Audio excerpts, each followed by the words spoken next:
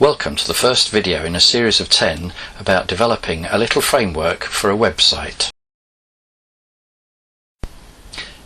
In this video we'll consider what we're about in terms of the overall project. We'll also have a little look at the endpoint that we're seeking to achieve with this little framework. We'll introduce a teaser, we'll have a spoiler, and then we'll have a look at the importance of CSS and as an example of an issue that we want to tackle within the realm of websites. We'll finish with an overview of all the issues that we want to cover in this series of videos. So first of all, what are we seeking to do in building up this little mini framework? Well, we're going to build up a little web framework, but we're not saying that this is exactly how things should be done in practice.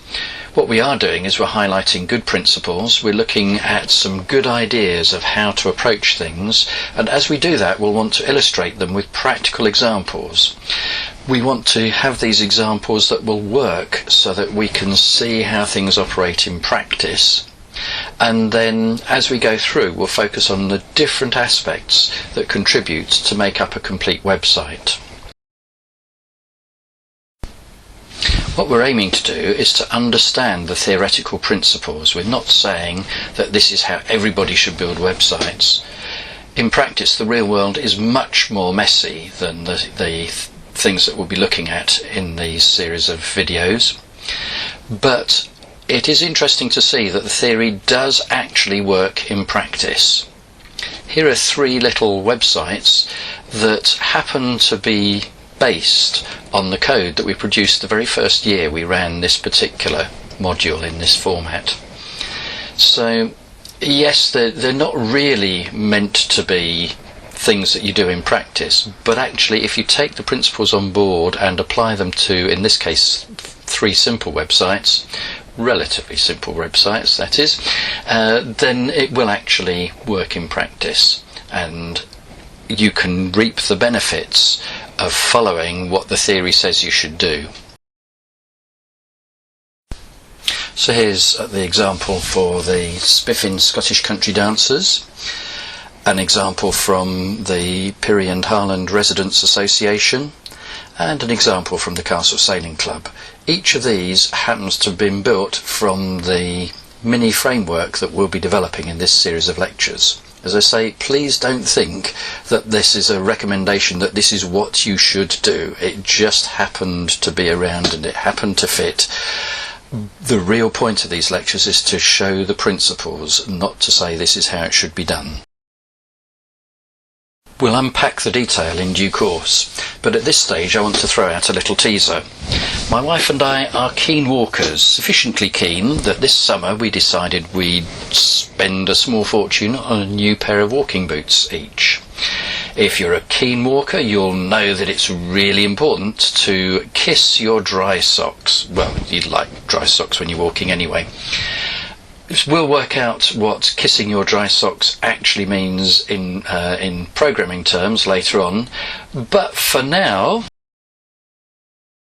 let's just look at the socks bit. Socks, what are the socks all about? Well, socks is actually SOC and it stands for separation of concerns. We'll find it's a recurring theme and a really important principle that we should separate out the different concerns that we're looking at. In terms of our web stuff, we'll want to separate out perhaps the HTML from the CSS3, for example, in order to keep them in different compartments so we can see what we're doing. Let's see what this means perhaps a little more in practice. Surely when we're looking, for example, at CSS, isn't it going to be the case that actually we need a bit of style here and a bit of style there, and the whole point of cascading style sheets is that there should be bits and pieces coming in from everywhere? Well, in practice that sort of thing is going to be going on, but as a driving principle it's really good to say that all the style information should go in a separate CSS file. There should be no style information anywhere else, certainly not in the HTML markup. Really? Well, Let's have a look, for example, at the Zen Garden. In the Zen Garden we have some content, and it presents with a specific CSS file that gives it a certain look and feel as you use it. If you scroll down the page and look at the bottom, there are different links. You can pull up a different CSS file and get it looking differently. You might want to think, yeah, does that really work? Are they not cheating? Are we sure that they've done that exactly as they say? Well, taking the example that we'll be developing, our little mini framework, where we will have absolutely all the style information just in the CSS file, so long as we're strict about that, we'll find that the idea does actually work in practice. This link here to argles.org trim site is the framework from the first year put onto my own website and just slightly modified so it can work like Zen Garden. So we'll see that we have here the different links, and if we click across those different links without any change to the content of the website, we'll find that we can go from one look to another look to another look to another look.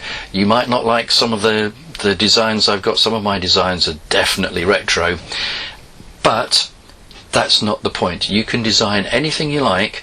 It's down to what you do with the style sheet, and all we have to do is unplug one style sheet, put in a different style sheet, and you get the change of look. That only works because we've been totally OCD about the separation of concerns and making sure that 100% of the style goes in the style sheet and nowhere else. So what are we going to cover in this series of videos? Well, there are lots of things we could cover, but we need to be fairly disciplined in terms of restricting ourselves to the core things that we need just to make this mini framework work.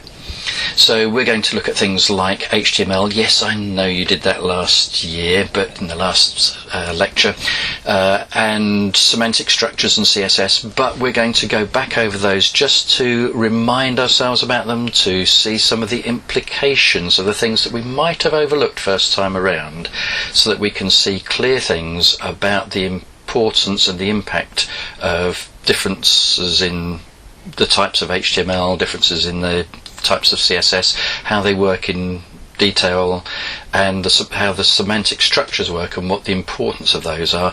We'll move on to look at things like page templates, ini files, server variables, browser compatibility, responsive design, and so on.